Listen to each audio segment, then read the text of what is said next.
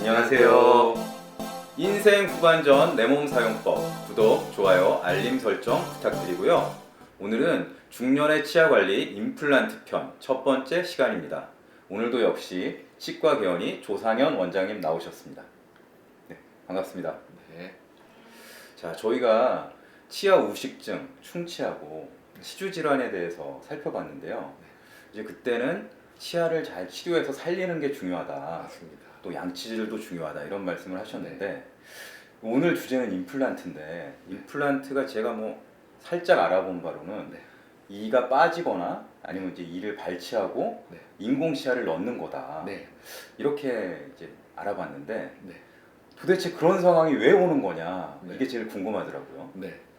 임플란트는 이제 빠진 치아를 대체하는 치료 방법으로서 이가 빠지게 되는 경우는 보통 세 가지로 나눠질 수 있습니다. 네. 어떤 경우냐면 첫 번째 이제 충치가 뿌리 끝까지 진행이 돼서 심하게 썩었을 경우, 그 다음에 잇몸이 나빠져서 잇몸뼈가 다 내려앉아서 흔들려서 빼야 될 경우, 또 한 가지는 이제 외상을 입었을 경우, 아, 그러니까 부딪히거나 싸움을 하거나 네. 아니면 딱딱한 걸 씹어갖고 치아가 깨졌을 때 뿌리 끝까지 깨지게 되면 부득이하게 치아를 발치할 수밖에 없게 되거든요. 네. 이런 경우에 이제 치아를 대체해서 넣어줘야 되는 게 바로 임플란트 치료입니다. 네. 근데 이제 그 뭐 충치가 굉장히 심해지거나 잇몸이 완전 주저앉아서 뭐 치조골이 이제 무너지거나 네. 그건 이제 치료를 그동안 안 했다는 얘기인가요, 그러면? 충치가 심해서 신경치료를 받은 경우, 그래서 신경치료는 뿌리 끝에 충전물을 채워 넣어서 염증을 가라앉히는 치료 방법인데요. 근데 뿌리 끝에 어쩔 수 없이 염증이 생기는 경우들도 있거든요. 그런 경우는 또한 발치가 되게 되는 경우가 있고, 잇몸 질환 같은 경우는 치조골이 낮아지게 되는 경우는 나이가 들면 어쩔 수 없이 생기는 현상이기도 하거든요. 어쩔 수 없다. 네. 그래서 안타깝습니다. 나이가 들게 되면 이를 뽑게 되는 경우들이 많아지는 것이 아, 됩니다. 그래서 저희 연배나 아니면 저희 선배님 연배 보면 임플란트를 해야 된다 뭐 이렇게 얘기 들으신 분들이 꽤 있으시더라고요. 네. 보통 발치를 하게 되는 가장 큰 이유는 충치가 아니라 잇몸 질환입니다. 그러니까 아, 그렇군요. 잇몸이 한 군데만 내려가는 게 아니라 동시다발적으로 앞니나 어금니 쪽에서 전체적으로 일어나게 되기 때문에 이렇게 발치를 하게 되는 경우가 많게 되는 것이죠. 네. 아, 그러면은 이가 빠졌을 때 치료 방법이 임플란트만 있는 건가요?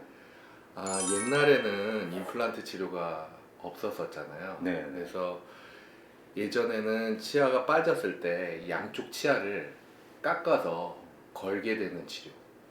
그 치료 이름을 브릿지라고 하는데, 브릿지는 없는 치아의 몫을 양쪽 치아가 떠안는 거거든요. 아, 쉽게 설명드리면 빠진 치아는 파산을 하는 겁니다. 근데 파산을 한 치아가 양쪽 옆에 치아가 그 몫을 떠안아 가지고 그 역할을 하게 되는 것이죠. 아, 그러니까 양쪽 치아가 다리 기둥처럼 이렇게 받쳐주는 거네요. 네, 맞습니다. 네. 그래서 치아를 깎았기 때문에 양쪽 치아한테 상당한 데미지를 줄 뿐만 아니라 이후에 사용을 하게 됨으로써도 부하가 많이 걸리기 때문에 사용하면서 나빠질 가능성이 많아지게 되는 거죠. 아, 그러면은 임플란트는 더 새로운 좋은 기술인 건가요? 네, 그러니까 임플란트는 빠진 치아가 파산을 했다고 보시면 되는데 양쪽 치아한테 부담을 주는 것이 아니라 자기가 회생을 한 거죠. 개인 회생을 한 겁니다. 그래서 그 양쪽 치아한테 부담을 주지 않고 그 뼈 속에다가 매식체를 심어가지고 치아를 만들게 되는 것이죠. 아, 임플란트는 딱 그 빠진 이 한 그 자리만 딱 대체하는 거다. 네, 맞습니다. 네. 그래서 치료도 효율적이고 옆에 치아한테 악영향을 미치지 않기 때문에 상당히 좋은 치료 방법이라고 말씀드릴 수 있겠습니다. 네. 그럼 요새는 대부분 임플란트 치료 위주가 되겠네요. 네, 맞습니다. 그러니까 예전에는 빠진 치아를 양쪽을 거는 브릿지 치료를 했지만 지금은 양쪽 치아에 부담을 주지 않는 임플란트 치료가 가장 좋은 옵션이라고 보시면 될 것 같습니다. 그러면 임플란트라는 게 딱 치아처럼 하나로 되어 있는 건가요? 그 구조가 어떤가요? 네, 임플란트는 세 가지 구조로 나눠져 있습니다. 아, 하나가 아니고요. 네네. 그래서 처음에는 임플란트 시술을 받게 되면 가장 먼저 하는 것이 이제 잇몸을 열게 되고 그 안에 잇몸뼈가 있거든요. 네. 그 안에 인공치근을 식립하게 되는 것입니다. 아, 이제 심는다는 말씀이시죠? 네. 그 인공치근이 뼈하고 잘 붙는 시간을 기다린 이후에 구강 밖으로 연결 장치를 체결해서 기둥을 세워주게 됩니다. 아. 그러니까 치아가 붙을 수 있는 기둥이 있어야 되겠죠. 네. 그래서 그 기둥을 연결해 놓고 안정된 다음에 본을 떠서 보철물을 만들게 되는 거죠. 치아 모형에. 아, 치아 모형을요. 네. 그래서 보철물을 끼우게 되면 치아가 완성이 되는 것입니다. 선생님 설명 들으니까 이게 간단한 치료가 아닌데 네. 치료 기간이 상당히 오래 걸릴 것 같다 이런 생각이 드는데 어떻습니까? 네. 치료 기간은 오래 걸리는데 기간 동안에 뭐 여러 가지 치료를 해야 되는 상황은 아니고요. 네. 이제 뼈하고 잘 붙는 시간을 기다려줘야 되는 게 가장 큰데 보통 잇몸뼈가 좋은 경우는 보통 3개월 정도가 지난 다음에 기둥을 연결해서 이가 들어가게 되면 되는데요. 잇몸뼈가 좋지 않은 경우는 여러 가지 상황이 더 추가가 되는 건가요? 네네. 그래서 뼈가 안 좋은 경우는 뼈 이식을 해야 되는 경우들이 생길 수 있거든요. 그래서 뼈 이식을 하게 되면 이식된 뼈가 충분히 자기 뼈로 골아될 수 있는 시간이 더 필요하기 때문에 그런 경우는 보통 6개월 정도 시간이 걸린다고 생각하시면 될 것 같습니다. 아, 그럼 최소 3개월에서 최대 6개월 정도? 네, 일반적으로? 맞습니다. 네. 지금 설명하시면서 네, 치조골이 안 좋을 경우에는 뼈 이식이 필요하다 이런 네. 말씀을 하셨는데 네, 뼈 이식이라는 거는 도대체 뭔가요? 네. 보통 임플란트를 안정적으로 심을 수 있으려면 뼈의 두께가 충분해야 되거든요. 아, 보통 임플란트를 적절하게 심을 수 있는 길이가 보통 8mm라고 하는데 8mm보다 부족한 경우들이 왕왕 있을 수 있습니다. 그런 경우는 뼈를 보강을 해서 임플란트를 심게 되는 것이죠. 아, 이때 뼈를 딴 데서 따오기도 하고 인공뼈를 넣기도 하고 그렇게 되는데요. 골 이식제 같은 경우는 몇 가지 종류가 있습니다. 그래서 이종골이라고 하는 골 이식제는 다른 동물의 뼈를 면역 반응이 일어나지 않도록 처리를 해서 만든 골 이식제고요. 뭐 돼지뼈 이런 건가요? 네, 맞습니다. 네, 그리고 합성골은 인공 물질로 만든 칼슘 성분이 들어간 석회 물질로서 뼈 이식할 때 또한 사용되는 이식 재료고요. 가장 많이 쓰이고 좋은 재료는 본인의 뼈입니다. 본인의 뼈는 자가골이라고 하는데요. 본인의 앞골 내에서 뼈를 따와서 임플란트 하는 곳에 이식을 하게 되는 것이죠. 네. 아니 근데 다 이빨이 나 있는데 그 안 쓰이는 그 골이 있나요? 네, 사람니 뒤쪽에 뼈 같은 경우는 보통 필요가 없거든요, 일상생활에서는. 그래서 그쪽에 있는 뼈를 채취를 해서 임플란트 하는 곳에 이식하게 되는 것입니다. 그럼 골 반응도 가장 좋고 이식된 골 재료가 임플란트하고 친화적인 반응을 일으키기 때문에 굉장히 안정적인 최선의 치료 방법이라고 볼 수 있습니다.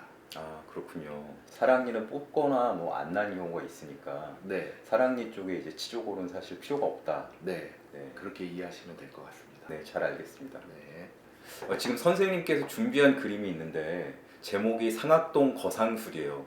이것만 봐서는 무슨 내용인지 모르겠는데 그림을 좀 설명해 주시죠. 네, 뼈 이식을 하게 되는 대표적인 곳 중에 하나가 위턱의 어금니 쪽입니다. 아, 그래서 위턱의 어금니 쪽에는 상악동이라고 하는 빈 공간이 있거든요. 숨을 쉬는 공간하고도 연결이 되는데 아무래도 빈 공간이 있으니까 뼈가 부족하게 되겠죠. 네. 그래서 그림에서 보시다시피 골 이식이 필요한 범위가 있습니다. 그래서 그 부분에다가 골 이식을 하게 되는 건데요. 그 상악동의 얇은 막을 쳐서 올려서 그 빈 공간에다가 인공뼈를 주입하게 되는 것입니다. 아, 이런 경우는 인공뼈 이식한 부위가 내 뼈로 완전히 바뀌게 될 때까지 기다려 줘야 되는 것이고요. 보통 그런 경우 6개월 이상 기다려 주셔야 되는 겁니다. 오래 걸릴 경우에는 6개월 정도 걸린다라고 네. 말씀하신 게 이런 상악동 거상술 같은 치료가 필요한 경우다. 네, 맞습니다. 이렇게 이해하면 되겠네요. 네, 맞습니다. 네.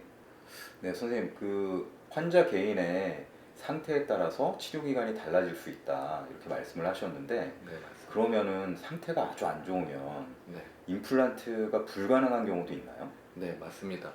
잇몸이 너무 안 좋아서 잇몸뼈가 많이 내려간 경우에 임플란트가 불가한 경우도 있을 수 있습니다. 뼈가 너무 안 좋은 경우는 임플란트도 마찬가지로 뼈의 지지를 받아야 되는데 뼈의 지지를 받을 수 없게 되거든요.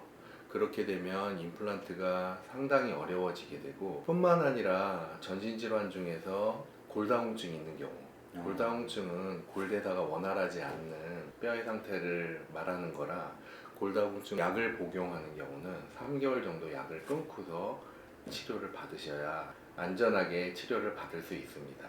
네. 그럼 이제 임플란트 시술을 한 뒤에 다시 골다공증 약을 드셔야 되는 거겠네요. 네, 임플란트 식립을 해서 뼈하고 붙는 시간 동안 잘 안정이 된 이후에는 약을 복용해도 상관이 없는데 임플란트와 뼈가 잘 붙는 기간 중에는 골대사에 영향을 주면 안 되기 때문에 골다공증 약을 한 3개월 정도 끊는 것이 좋다고 말씀드릴 수 있겠습니다. 네. 잇몸이 많이 안 좋은 경우도 요즘 골 이식 기법들이 너무 많이 좋아져서요. 가능할 수도 있거든요. 아, 그래서 자세한 것은 담당 치과 의사 선생님과 신중한 판단과 결정을 하셔서 치료를 받으시면 될 것 같습니다.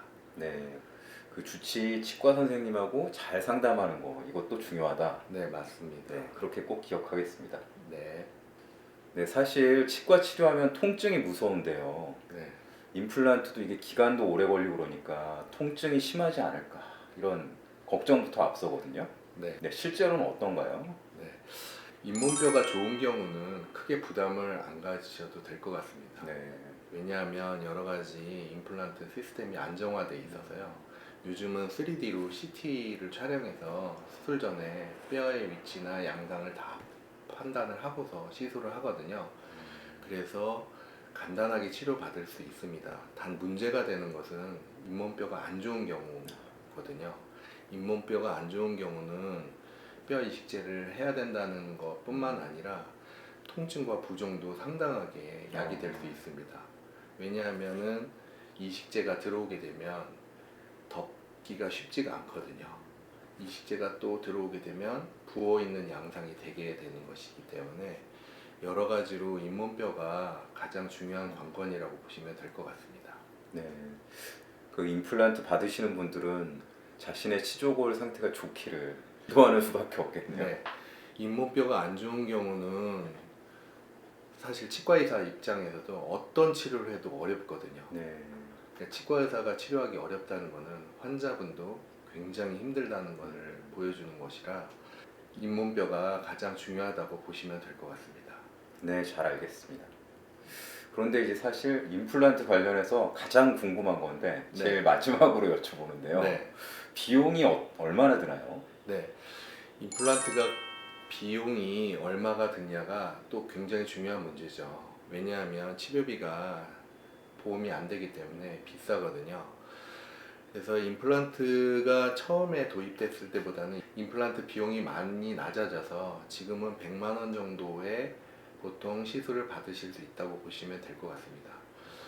또한 만 65세 이상이 되신 분들은 임플란트가 2개까지는 보험이 되거든요. 딱 2개까지만요? 네, 근데 평생 2개입니다. 평생요? 네, 아, 매년 2개가 아니고 2개는 보험으로 받을 수 있기 때문에 총 진료비의 30%만 본인 부담금을 내시면 되거든요. 네.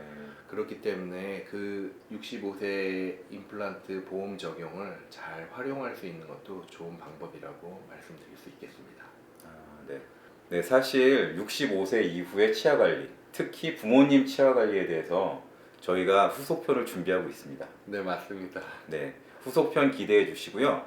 오늘은 임플란트의 기본에 대해서 아주 간략하게 살펴봤습니다.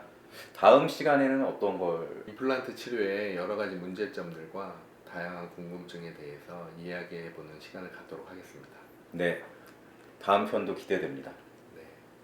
네, 긴 시간 시청해 주셔서 감사합니다.